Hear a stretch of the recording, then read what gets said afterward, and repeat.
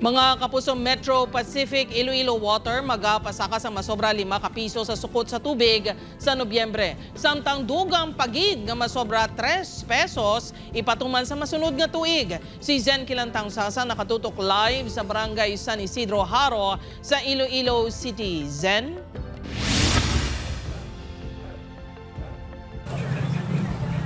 Jert, nagalalain ng mga konsumidor bangod plano sang Metro Pacific Iloilo Water nga magpatuman sang water rate adjustment.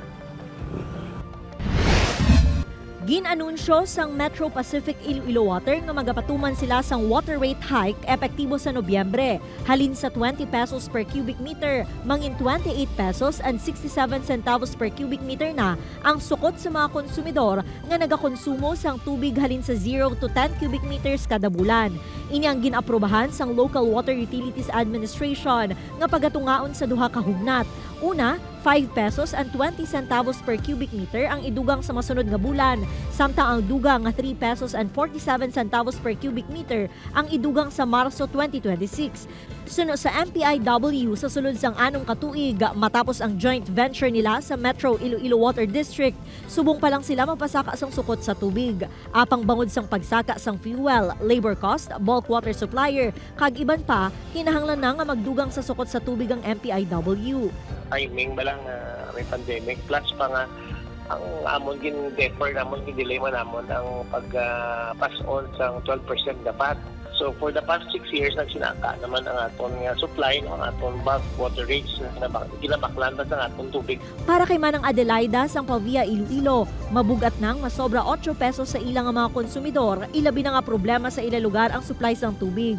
Wala na gani nagatubod, magadugang pa sang sukot. Posible nga ipautod na lang sini ang ilang kontador. Kung haros pa, hindi ka nagkonforme eh.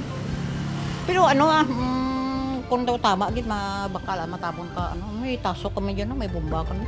Plano sang iban nga konsumidor sa Iloilo City nga magkinot pa sa pag-usar sang tubig sa sulod sang balay sa tion nga mag-umpisa na ang water rate hike.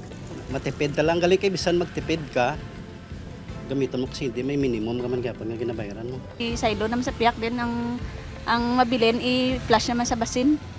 Nga muna sa CR, pundo naman. Kung magtaas, magiging ang meters ang tubig.